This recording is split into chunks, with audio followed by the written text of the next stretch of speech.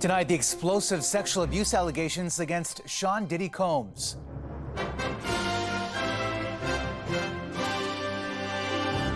Accused of coercing victims to take part in drug-fueled sex parties. Sex trafficking, forced labor, kidnapping, arson. The music mogul locked up and denied bail. Hezbollah vows retaliation against Israel after coordinated explosions involving pagers of its members. A party leader confronted by a heckling protester on Parliament Hill. So you're a coward. You're not going to say it to my face. The reaction to the Liberal defeat in last night's by-election and the new timeline for a possible election trigger. Plus, Instagram's new safeguards for teens. We've really decided that parents should be our North Star. They've been clear on what they are most concerned about. But will they work? To turn off the addiction at this stage is impossible. It's simply not going to happen. And spectacular celestial sightings. It is a super harvest. A double treat, leaving stargazers dazzled. They look like they must be fake.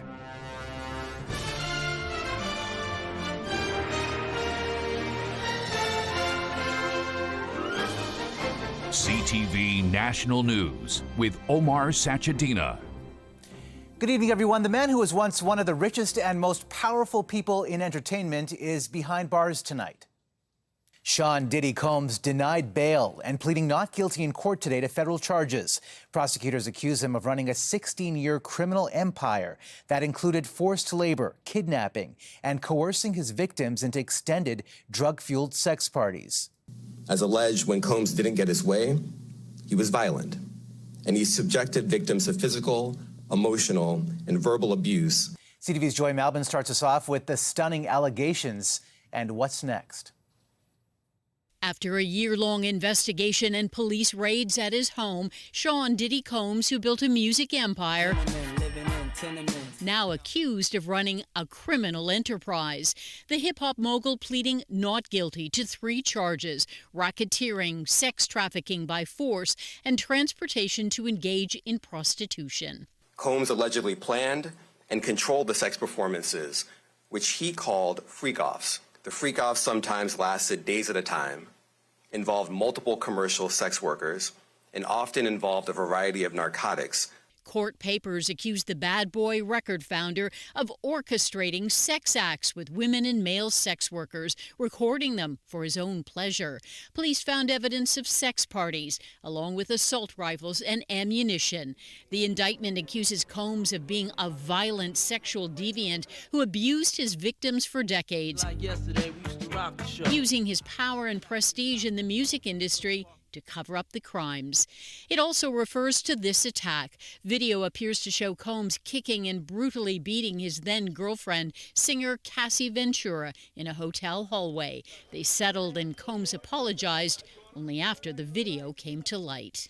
But I make no excuses. My behavior on that video is inexcusable.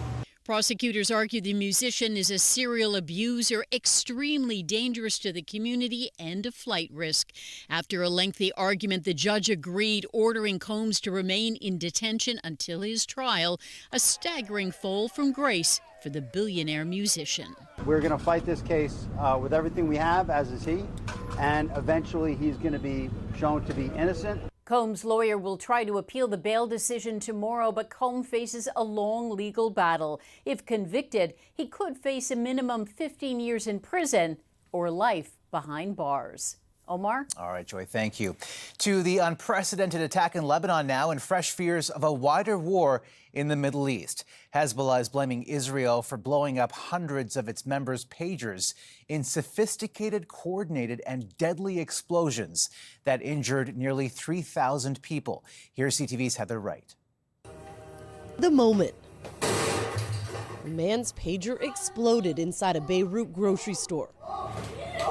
He can be heard crying in pain while frightened shoppers look on in disbelief. Thousands of people were injured after pagers belonging to members of Hezbollah exploded all at once this afternoon. Lebanon's health minister said at least 2,700 people were hurt, 200 critically. So far, 9 people have died, including a young girl. Among those hurt, Iran's ambassador to Lebanon, who had, quote, slight injuries. Hezbollah operatives have used pagers to communicate for years. They are harder to track than modern cell phones, and messages are less likely to be intercepted. But these current units that exploded today were reportedly tampered with before they even arrived in Lebanon, with tiny explosives planted inside. The pagers themselves were compromised, and when they got into the hands of the target, there was a trigger sequence that essentially caused them all to explode at once. Hezbollah has blamed Israel, calling this attack a massive security breach. Security experts say not only was it highly coordinated, it was incredibly effective in taking out so many members of Hezbollah with relatively limited collateral damage. We've never seen an entire network attacked once with this much effect. Every terrorist organization in the Middle East is going to take note of today. Yesterday, Israel said it was contemplating stepping up its military campaign against Hezbollah, the Iran-backed militant group that controls large parts of southern Lebanon, though today it would not comment on whether it was involved. Hezbollah has warned Israel it will get, quote, fair punishment for this attack. Meanwhile, Israel says it is reviewing both defensive and offensive operations in the event of retaliation. Heather Wright, CTV News, Toronto. A controversial documentary about Russian soldiers in the war in Ukraine was screened in Toronto today, drawing new protests. Russians lie, Ukrainians die! Russians lie, Ukrainians die! Canada's Ukrainian community took to the streets again today, calling the film Russians at War propaganda, a claim the Russian-Canadian filmmaker denies. Last week's original screening at the Toronto International Film Festival was paused due to threats. A tense scene on Parliament Hill today as a heckler got into a confrontation with NDP leader Jagmeet Singh. If it came up, corrupted bastard. Want to say something? What? Want to say something? I didn't say nothing. Who said that? You got something to say? I didn't say corrupted bastard, but I said... Is that what you said? No, I did not say that. Who said it? Somebody behind me said that. Was it me? Was it you? No. You sure? If it was me, I'd admit it, buddy. Was it you or not? If it was me, I'd admit it. What'd you say then? I didn't say nothing. It wasn't me. It was a gentleman behind me, I guess. Who is it then? Point it out. I have no idea who it was, buddy. My word. You sure it's not you? No. 100%. You're a coward. You're not going to say it to my face. That's what's up. Say what? If I said something like that to you, I'd admit it. The NDP released a statement after, alleging that a large group had been harassing people, including their own staff, adding that Jagmeet Singh does not tolerate bullies and does not condone violence. A sigh of relief for Singh and his party in Winnipeg after they held on to their seat, though with a narrower margin in last night's by-election. In Montreal, however, the Liberals failed to keep theirs. CTV's Michael Couture on the reaction and a new timeline on a possible election trigger. Well, it's a by-election, eh?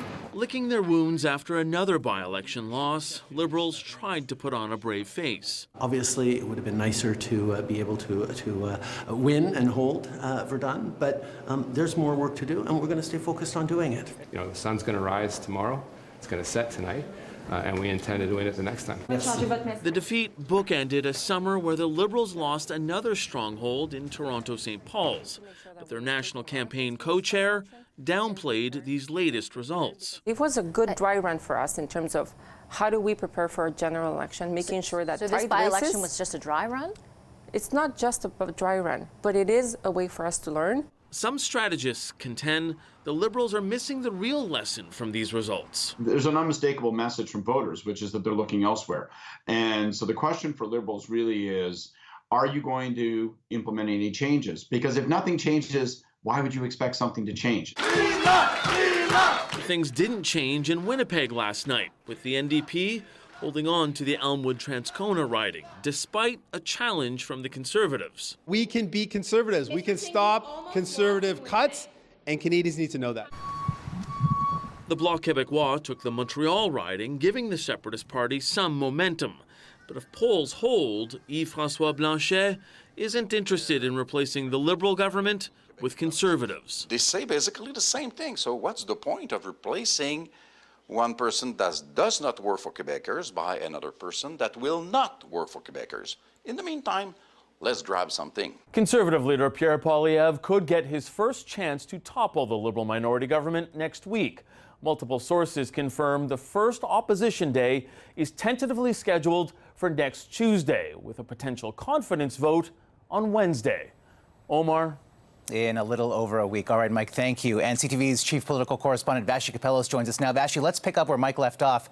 This is a major test for Justin Trudeau and the Liberals, but also for the Conservatives and other parties to see if they will actually trigger an election. What can you tell us about how this will unfold? Yeah, my sources in the Conservative Party, Omar, are telling me that this will be a straight up and down question, something like, do you or don't you have confidence in the government? And that will force a vote on that very narrow question.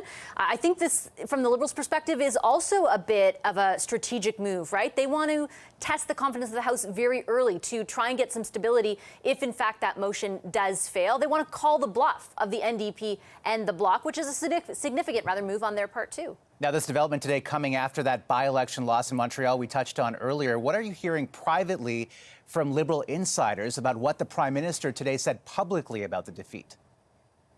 I have to tell you, Omar, I've spoken to more than a dozen Liberal staffers and backbencher MPs, and they are not happy with the marching orders from the Prime Minister's office to downplay the outcome of this by-election. They understand why that's the message, but behind the scenes, honestly, they're melting down. They take this as a huge loss, very much similar to what happened in Toronto. Now, the two of these places, one told me, if we can't win in Montreal and we can't win in Toronto, where can we win? And the message they're receiving from the Prime Minister is downplay this to the public. They're not happy with that. Like I said, it's almost like a bit of a meltdown behind the scenes, at least among staffers and backbenchers. Cabinet ministers are more closely following the Prime Minister's line. Omar? All right, Vashy, thank you. Well, although you might not be feeling it, Canada's inflation rate hit a key target today, 2%, which is where the Bank of Canada likes it. That's the lowest rate since February 2021. CTV's BC Bureau Chief Andrew Johnson on the odds of more aggressive rate cuts down the road and how low they could go. Canada's inflation problem is cooling. Mission accomplished. So we're back to the target here that the Bank of Canada was looking for. Prices rose only 2% last month, down from a peak of 8% 2 summers ago. The slowdown is being led by lower gas prices, lower cost clothing, and a decrease in the price of footwear. Noteworthy because prices for those back-to-school items usually rise every August. Retailers are offering larger discounts to entice shoppers short on cash. There are actually a lot of categories now where we're actually seeing deflation. We are seeing prices actually fall. This is the case if you're looking for furniture and appliances, if you're looking for clothing or footwear or jewelry. The Bank of Canada has been battling inflation for 2.5 years, raising rates again and again. Now cuts to the rate may accelerate. The key lending rate currently sits at 4.25% after the first cut started in June. Some economists predict the key rate could come down another 2 full percentage points by the middle of next year. That could make all the difference for the more than 3 million Canadians who will soon need to renew their mortgages. A lot of households took on a lot of mortgage debt during the pandemic, so starting in 2020, 21, 22, and a lot of these households took 5-year terms, so mortgages or the full effect of higher mortgage lending still hasn't been impacting all of these households yet. All those people in 2020 negotiated with their 5-year fixed rates at really low rates, and so I think we're really going to see that the effect of all that in 2025, and so the bank probably wants to get ahead of this. The same pattern is also playing out in the United States, where the first interest rate cut in 4 years is expected tomorrow. Canada's central bank will make its next decision in October. Omar. All right, Andrew, thanks. From an economic milestone to another for parents and students in Jasper. We are excited and very grateful, really thinking of the teachers today, because this is a different start for them and they've really had to work hard this weekend to get ready for these kids. Schools finally reopened today after the devastating wildfire that destroyed a third of the town in July and delayed the start of the new school year. Meta, Instagram's parent company, unveiled sweeping new changes today it claims will make children safer. It says all accounts of users under 18 will be made private by default, and those under 16 will need parental permission to change their settings. But even the company has acknowledged users may lie about their ages, raising questions about whether the measures will work. Here's CTV's Garrett Barry. For its most dedicated users, Instagram is more than an app. It's like a social fabric, influencing how you see yourself and everybody else. I think a lot of people care about it way too much. Like that's how they feel about themselves, maybe, is how many likes they're getting. It's constantly keeping score and, in a big way, telling users how good they can feel about their photos, updates, life accomplishments. Like it makes their day if they get over a certain number, probably. Today, parent company Meta is making changes that will apply automatically to many teenagers under 16. Accounts will turn private, and Meta will try to stop teenagers from seeing violent and potentially harmful posts. Notifications will be turned off overnight. Parents will have more power to set daily time limits and see what their child is viewing online. We're starting by rolling this out automatically to the tens of millions of teens that have already told us they are teens. But we know that teens try to work around restrictions from time to time, so we've worked on ways to protect against that. Meta is facing a lot of pressure, including a lawsuit by several Canadian school boards, alleging social media giants are intentionally making their products addictive. Take it from the experts, so many teenagers are already using the app every single day. I'd say like 95% or more. And some critics say these new tools aren't taking aim at a generation's major scrolling habit. To turn off the addiction at this stage is impossible, simply not going to happen. And it ultimately goes against the very business goals of these companies. Get kids signed up, get them addicted, get them using these tools all day, every day, all night. Instagram executives have acknowledged they've released other tools in the past, but parents haven't always taken advantage. Garrett Berry, CTV News, St. John's. Coming up. I was up in the middle of the night and really upset stomach. I vomited. A woman's unsettling experience linked to listeria. Plus, the stars align for a dazzling solar storm display.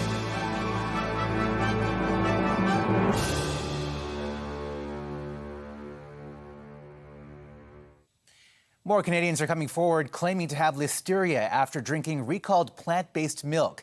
The outbreak turned deadly this summer, and some experts are renewing urgent pleas to track and prevent the spread of foodborne illnesses. CTV's Adrian Gobriel reports. A bacterial infection has been sifting its way through Canadian communities. I vomited. It was about 2 a.m. I had hot and cold sweats, and I'm like, ooh, what's going on? The summer recall of a long list of plant-based milk beverages due to a listeria outbreak has proven fatal in Canada. As of August, the Public Health Agency had linked 20 illnesses, 15 hospitalizations, and 3 deaths to the outbreak, though the numbers are likely much higher. For every case of foodborne illness that we know about, on average, there's likely an additional 20 to 25 cases that we don't know about. Cheryl McComb was unaware that a foodborne bacterial illness was likely attacking her system. That is, until she saw the news about the recall and realized she had one of the plant-based milk brands sitting in her fridge. So we checked the UPC codes on the box, the cartons that we had, and it matched the recall. I thought, oh, okay. The first case was reported in September of 2023. Though it wasn't until July of this year that the source of the outbreak was identified and the recall was issued. Foodborne pathogen experts believe there's much more regulators should be doing. We need to, in Canada, really look at developing active foodborne surveillance systems as opposed to the passive system which we currently have, which relies on the sick individual to initiate the contact. When a sick patient does arrive at hospital, many are denied a test. I didn't fit the protocols for testing. In Ontario, testing is mainly recommended for those who are over the age of 65, immunocompromised, or pregnant. One of the comments that I did hear as well from my doctor's office was, we don't have a community outbreak. And I'm like, well, if you're not testing in a more efficient way, how do you know? Cheryl McComb tells us that she's sharing her story to raise awareness in hopes that it can help others quickly identify a foodborne illness and head straight to the hospital. Adrian Gobriel, CTV News, Toronto. Still ahead. Walking a frightening fine line connecting 2 continents.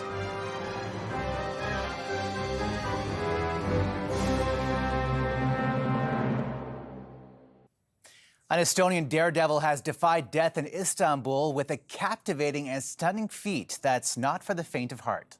And we are in Europe. It took Jan Roos 47 minutes to make the 1-kilometer journey high above the Bosphorus Strait connecting Asia to Europe. Organizers say it's the first time a person has crossed continents on a rope. Roos uses a slack line, which, in case you're wondering, is flatter and bouncier than a tightrope. Someone in Canada is about to win Canada's largest Lotto prize in history. Tonight's Lotto Max jackpot stands at $80 million after no winner was declared in Friday's draw. There are also 18 Max Million prizes worth $1 million apiece. Lottery officials say the odds of winning the main jackpot are about 1 in 33 million. And probably better odds of seeing this. Space is putting on a dazzling show, and we don't have to pay anything for it. Skywatchers spoiled by stunning sights right after the break. Two spectacular sights are lighting up the night sky across Canada. The Northern Lights and a partial eclipse of the harvest moon could be visible near you. CTV's Paul Hollingsworth has the celestial forecast. A geomagnetic storm, jam-packed with charged particles, splashed a dazzling display in the night sky late Monday. They look like they must be fake. They're too good to be real. The northern lights are caused by giant explosions on the sun that send energy, light, and particles flying into space. The northern lights are this funny thing that happens where the sun tries to kill us and our magnetic field protects us. If you lived on a planet that didn't have a magnetic field, you'd be killed by all this solar radiation that comes in when the sun burps and sends a whole bunch of charged particles at us. Solar particles are grabbed by the Earth's magnetic field and are transformed into vistas like this over northern Alberta.